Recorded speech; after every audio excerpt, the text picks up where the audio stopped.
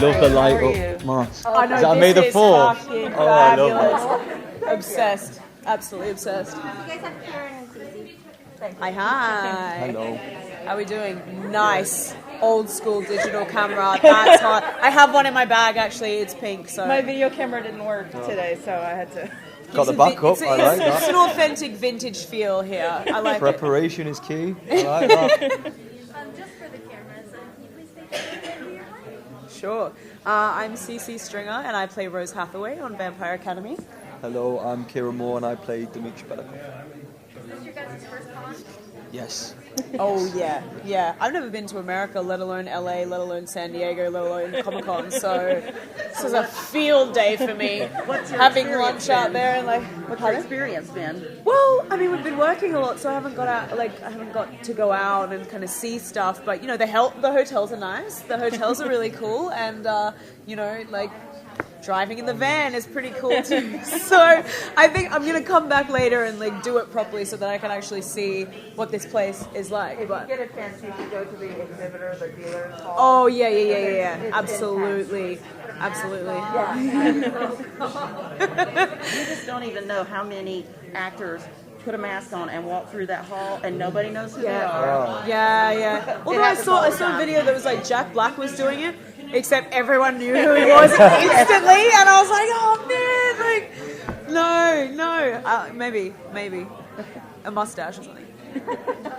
So, what has it been like preparing for a highly anticipated show with incredible fans? A lot of anxiety, I guess.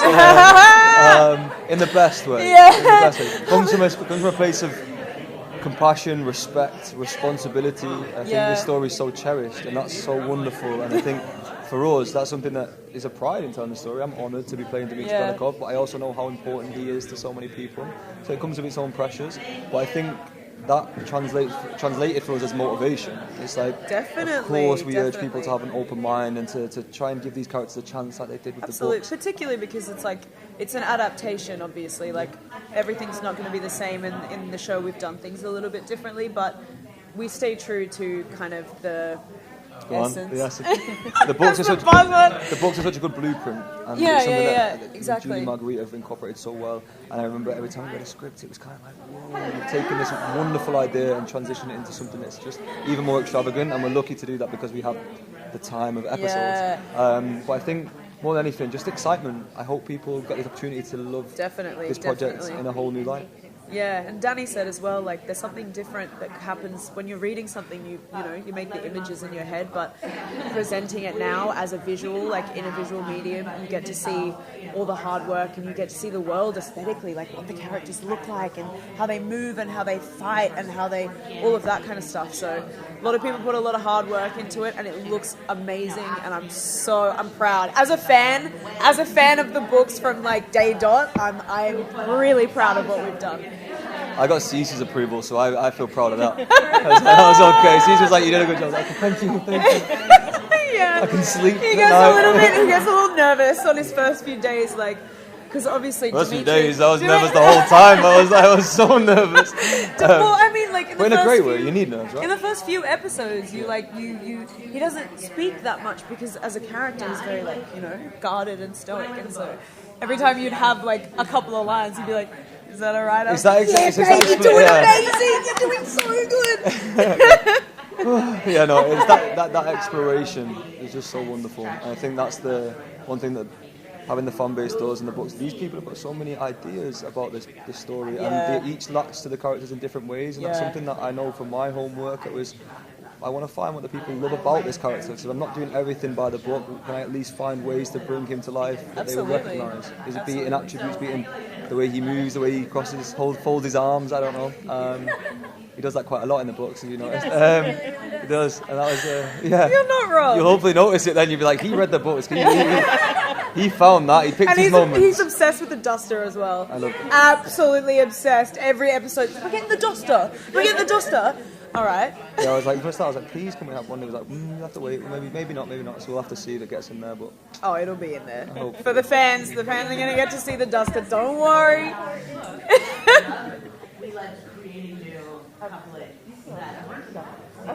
So, Are they going to address the teen student adult teacher relationship, or are they going to change it to reflect the current? The way we've done it, like I said, it's like a more modern adaptation of the books that were written, what was that, 15 years ago or something like that? And the movie came out, almost 10 years ago now, so things are a bit different, and we've definitely updated it in terms of the politics and like we said, it's more reflective of society today, but, it's not... Dimitri is not actually a teacher. He's more of like, he's around to protect Lissa. That's his job there. So he's not a teacher.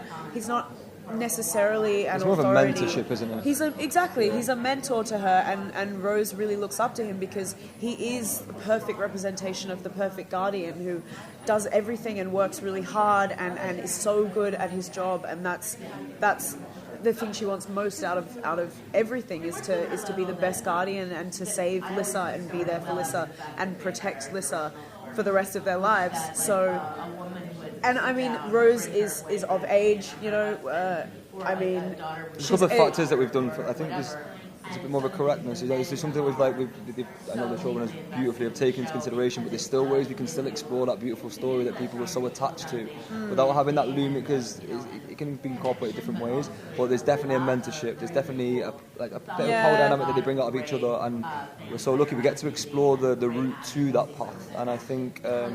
I think the essence of that story.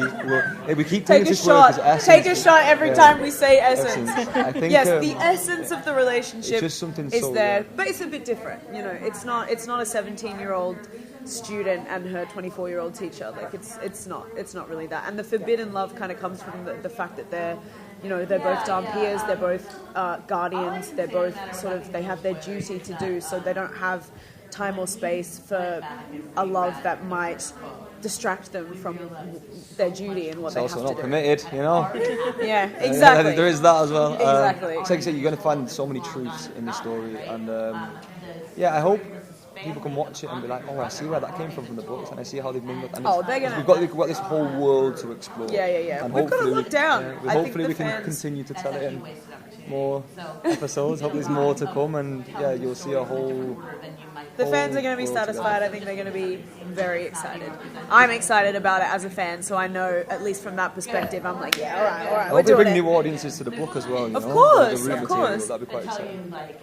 Someone who's read all the books since the beginning. I'm super excited. You're so excited.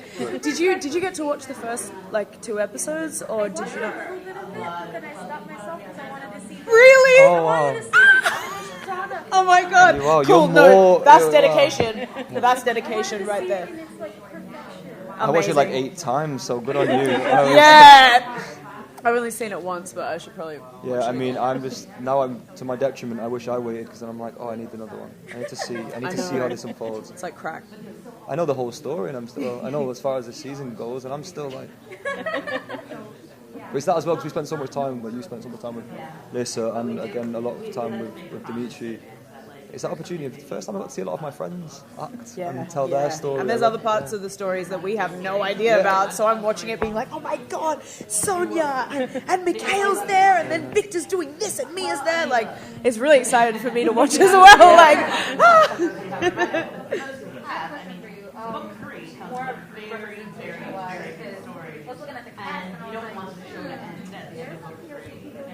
Absolutely. Am I allowed to swear?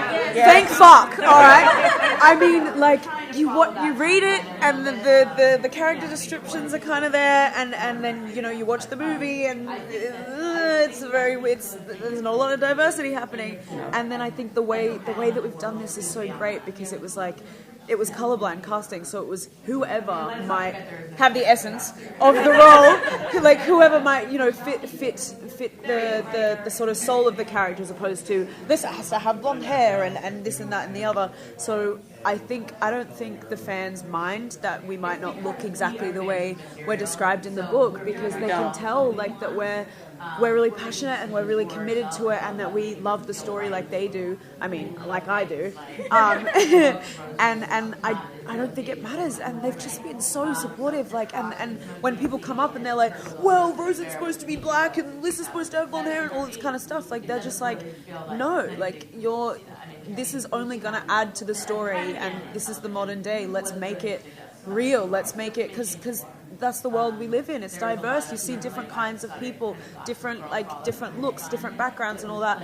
And I feel like the way we've done it in terms of the diversity is very authentic as well. Like, it doesn't feel like tokenism. It doesn't feel like people are chucked it in there to be politically correct. It's just like authentic characters, really.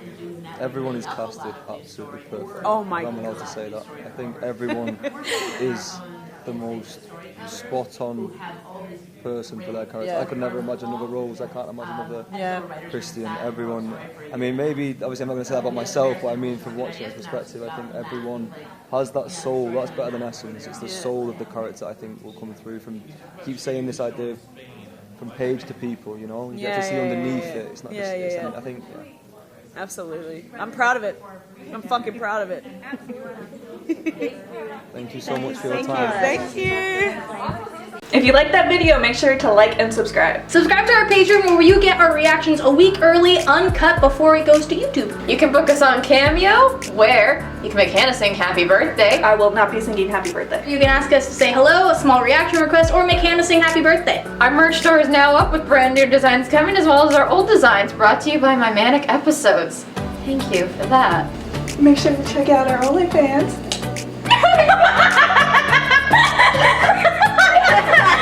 Oh my god! Subscribe to our OnlyFans for a different side of fandom reactions. And be sure to follow our Twitter and Instagram @FandomReactGirls for daily updates.